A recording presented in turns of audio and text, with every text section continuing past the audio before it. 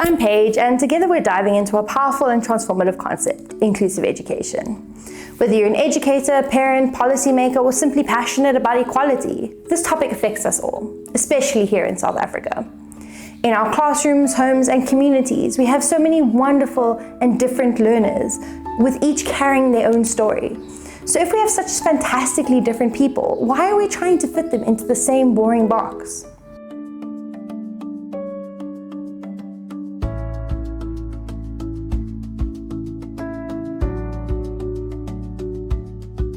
Today, we're talking about barriers to learning, with a specific focus on physical barriers in South African schools. These are barriers that affect learners with physical disabilities and limit their access to education, not because of their ability to learn, but because of the environments we place around them. So, what are physical barriers to learning? Physical barriers to learning are obstacles in the school environment that prevent learners with physical disabilities from accessing education fully, safely, and independently. In many South African schools, these barriers show up in very practical ways.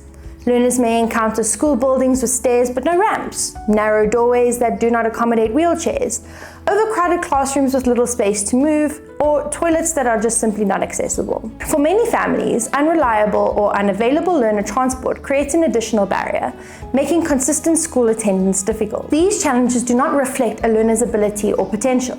Instead, they reflect systems and spaces that were not designed with all learners in mind. In under-resourced communities, physical barriers are often made worse by limited funding for infrastructure upgrades and transport support. As a result, many learners may miss lessons, struggle to move between classes, or feel excluded from everyday school routines and activities. When physical barriers are present, the impact on learners goes far beyond movement and access. Learners with physical disabilities may arrive late, miss school entirely, or be excluded from certain lessons, sports activities, or school events. Many become dependent on others for basic movement around the school, which can affect their confidence and sense of independence.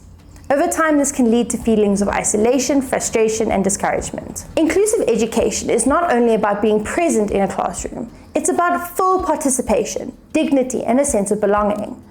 When physical barriers are removed, learners are better able to engage confidently and equally in all aspects of school life. Creating accessible schools is a shared responsibility.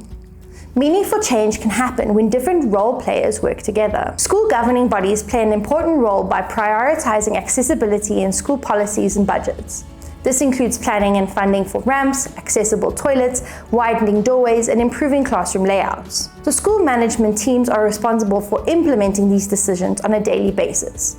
They oversee building use, classroom organization, timetables, and safe movement between classes, ensuring that accessibility is maintained in practice and not only on paper. Teachers and support staff are often the first to notice physical barriers in action. By observing learners closely, reporting challenges, and advocating for reasonable adjustments, they help ensure that learners' needs are taken seriously. Parents and families provide valuable insights to the children's daily experiences.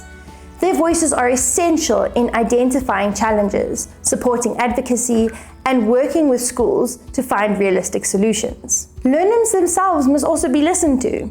Their lived experiences offer clear guidance on what works, what does not, and what changes will truly make a difference. Then, government departments, including the Department of Basic Education, Public Works, and Transport, set accessibility standards, allocate funding, and enforce legislation. In many cases, community organizations, disability advocacy groups, and private donors also contribute training, expertise, and resources, particularly where schools face severe funding constraints. When these groups collaborate, schools are far more likely to create environments that are generally inclusive and sustainable. Now let's focus on what teachers can do, especially in classrooms where resources may be limited.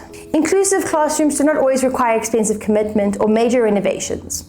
Often, small, thoughtful adjustments make a significant difference.